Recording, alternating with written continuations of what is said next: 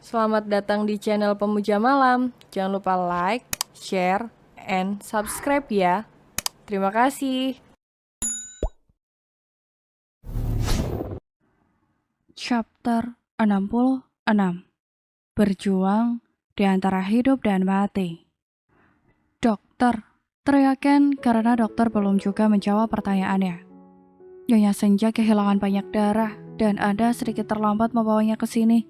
Ada segumpal darah yang membeku di dalam kepalanya, kata dokter menjelaskan kondisi Senja. Apakah darah itu akan mengganggu kesehatannya, dokter? Tanya Ken.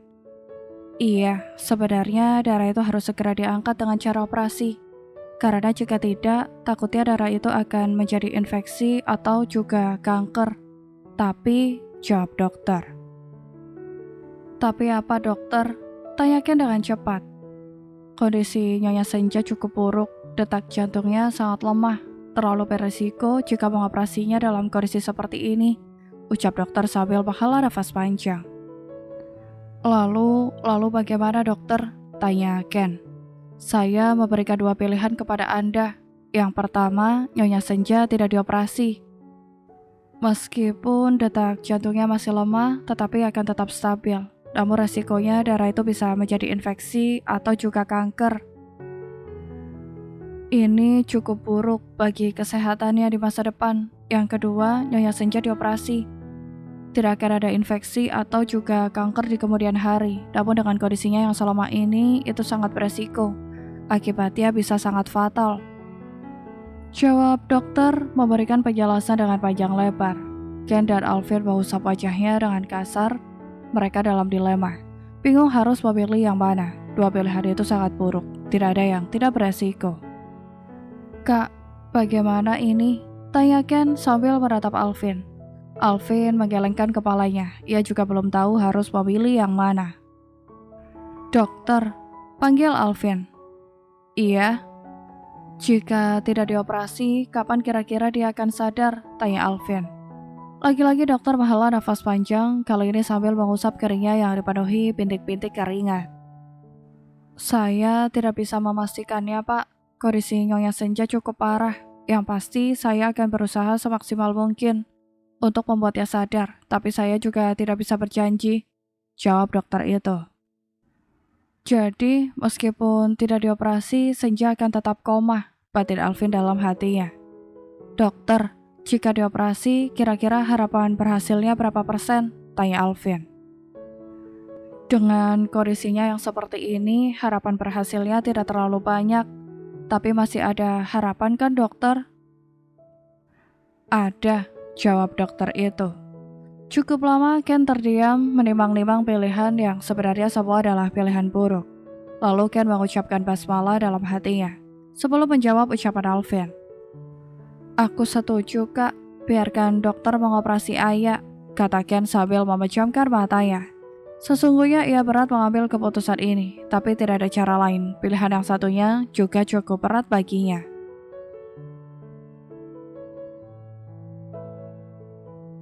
Bagaimana keputusan Anda? Tanya dokter itu. Kami memilih dioperasi. Tolong usahakan yang terbaik untuk istri saya. Saya mohon dokter, jawab Ken sambil menatap dokter itu dengan lekat.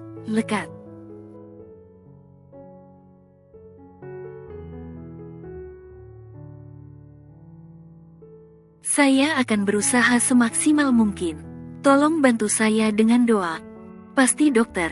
Tapi, sebelum dioperasi, bolehkah saya menjenguknya sebentar saja? Tanya Ken.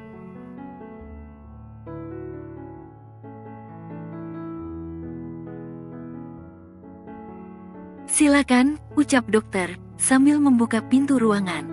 Ken berjalan memasuki ruang IGD, dan dokter mengikuti langkahnya di belakang. Air mata Ken kembali menitik, saat netranya menatap tubuh Senja yang terbaring lemah di atas ranjang.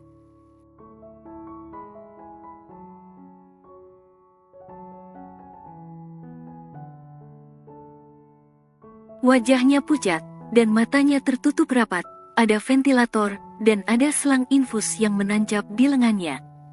Ayah, maafkan aku yang tidak bisa menjagamu, ucap Ken sambil menangis. Ia duduk di sebelah Senja, ia menggenggam jemari tangannya yang sangat dingin.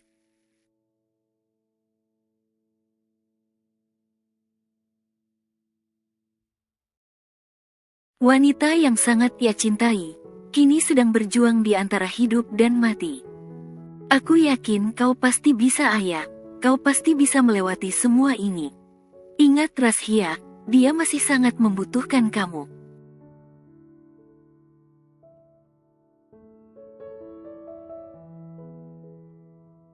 Dan ingat juga aku, tanpa kamu, aku tidak tahu lagi bagaimana caranya melanjutkan hidupku. Kamu adalah cahayaku, ayah. Tanpa kamu aku gelap. Aku tidak bisa melihat indahnya dunia, ucap Ken sambil mencium jemari senja.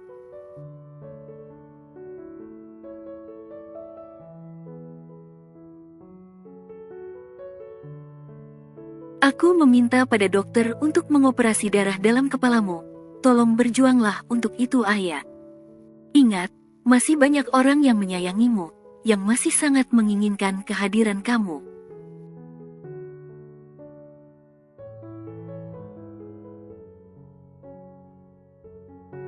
Aku mohon berjuanglah. Ayah, kau pernah merasakan sakitnya kehilangan. Aku tahu, kau tidak akan melakukan hal itu padaku.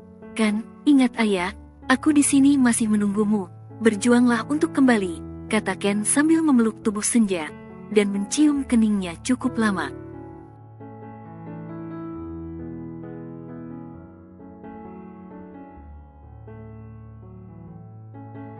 Kembalilah istriku, aku suamimu, masih setia menunggumu. Ada buah hati kita, tolong jangan kecewakan dia, bisik Ken di telinga senja.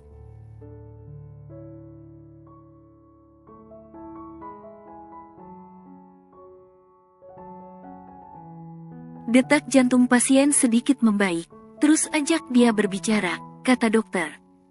Bi, benarkah? Tanya Ken sambil menatap gelombang garis hijau yang ditampilkan di monitor.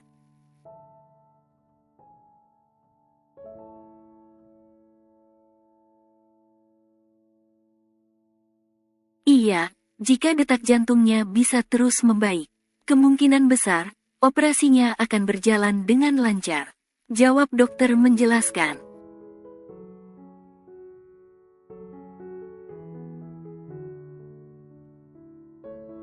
Ken mengalihkan pandangannya, ia kembali menatap wajah istrinya.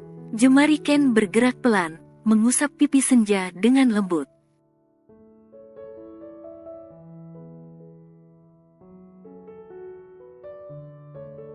Aku tahu kau sedang berusaha, ayah. Teruslah berjuang. Di sini, aku menunggumu sembari memanjatkan doa untukmu. Kau adalah wanita yang kuat, kau pasti bisa. Beri aku.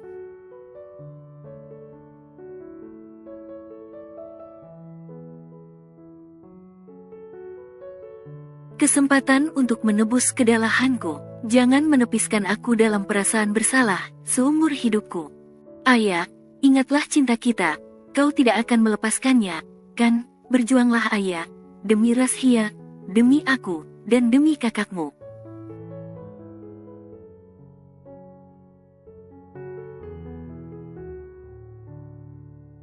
Kami di sini sangat membutuhkan kehadiran kamu, ucap Ken dengan pelan. Selang beberapa detik, Ken dikejutkan oleh buliran bening yang menetes dari sudut mata senja.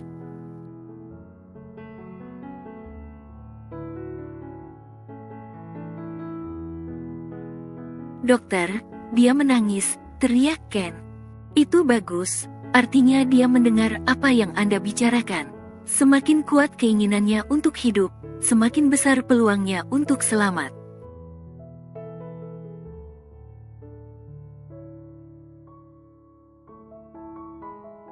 Saya akan segera membawanya ke ruang operasi. Mohon Anda menunggunya dengan sabar, dan jangan lupa untuk berdoa. Saya hanya manusia biasa, saya hanya bisa berusaha, tanpa bisa menentukan hasilnya.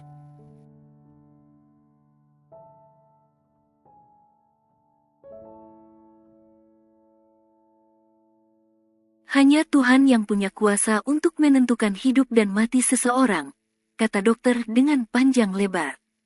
Saya mengerti dokter, jawab Ken sambil menunduk.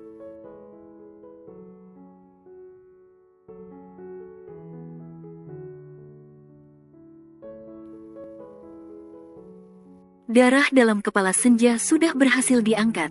Operasi berjalan dengan lancar. Namun sayang ia belum sadar hingga saat ini.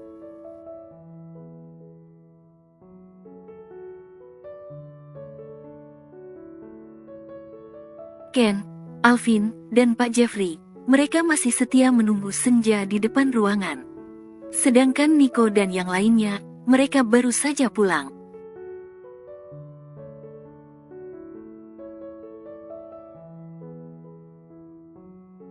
Senja dicelakai orang, ucap Alvin sambil menatap layar ponselnya. Benarkah? Tanya Ken dengan cepat. Spontan, ia langsung menoleh dan menatap Alvin.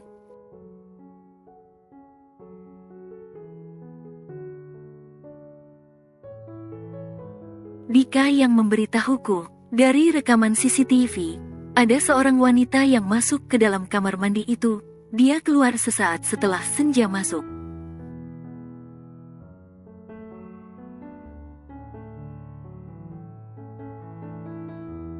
Sebelum pergi, dia menutup pintunya dan menempelkan tulisan rusak. Jawab Alvin. Seorang wanita, gumam Ken dengan pelan.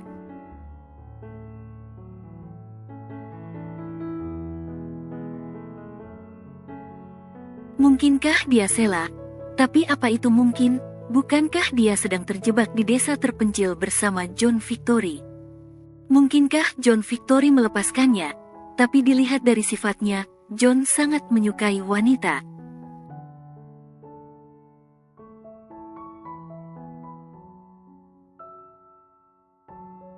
Dia tidak akan melepaskan Sheila begitu saja. Aku jadi teringat dengan kata ayah waktu itu, batin Ken dengan jantung yang berdetak cepat.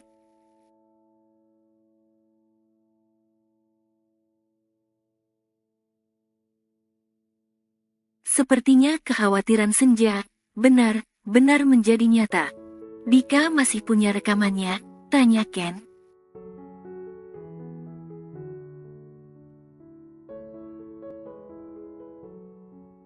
Masih, dia sedang dalam perjalanan ke sini. Nanti dia akan menunjukkan rekaman itu padamu. Mungkin kau bisa mengenali siapa wanita itu. Jawab Dika.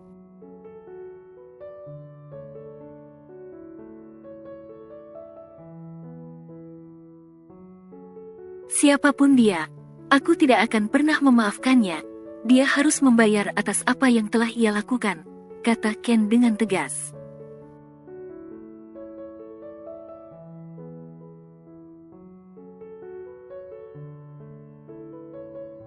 Ken, apa jangan ini ulah Sheila, mungkin dia sakit hati, karena kemarin kau menjebaknya dengan John, sahut Pak Jeffrey.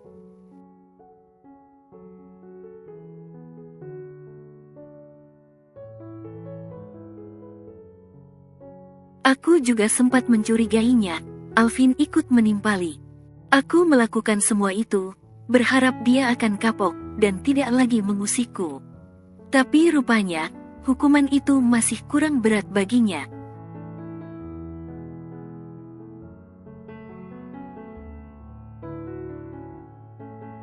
Jika benar ini ulah Sheila, aku akan membuatnya merasakan apa itu hukuman yang sebenarnya, kata Ken dengan geram.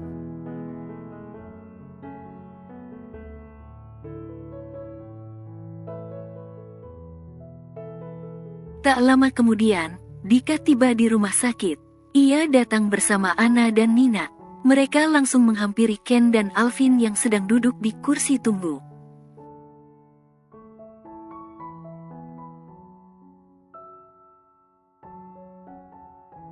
Kau punya rekamannya? Tanya Ken tanpa basa-basi. Matanya menatap lekat ke arah Dika. Iya, lihatlah sendiri, mungkin kau mengenalinya, jawab Dika sambil menyodorkan ponselnya.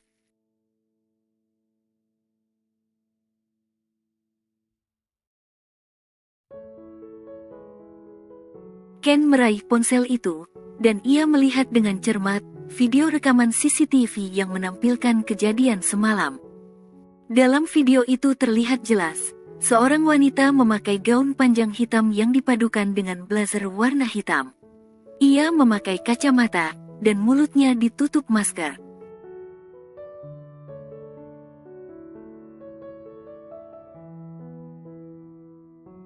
Ken menggeram kesal, dan deru nafasnya terdengar memburu, terlihat jelas jika ia sedang menahan amarah. Sekali tatap saja Ken sudah tahu, jika itu adalah Sheila.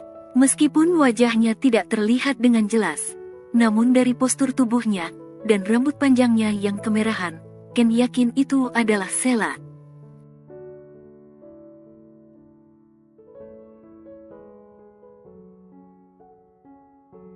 Darah Ken seakan mendidih, ingin rasanya ia membunuh Sheila saat itu juga. Sheila tampak masuk ke dalam kamar mandi, namun dia tidak menutup pintunya. Entah apa yang dia lakukan di sana.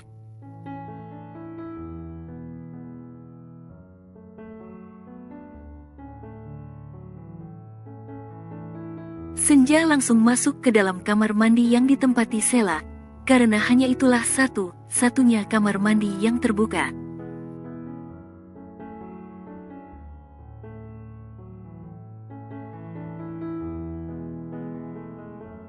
Sekitar 10 menit kemudian, Sheila keluar dari kamar mandi. Ia menutup pintunya, dan mengeluarkan sesuatu dari dalam tasnya, ternyata selembar kertas dan lem.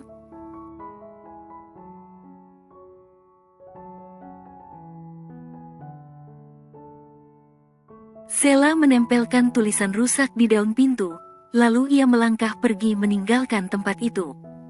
Sheila pergi menuju ruang pesta, namun ia tidak berbaur dengan tamu yang lainnya.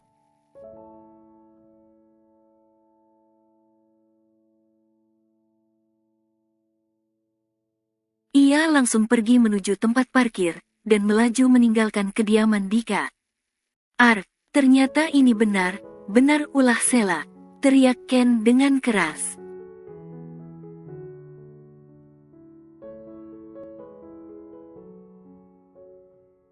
Kau pernah mengalahkannya, tidak heran jika dia menaruh dendam padamu, ucap Dika sambil menatap Ken.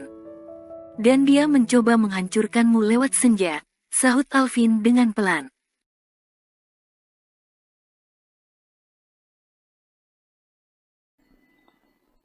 Bersambung.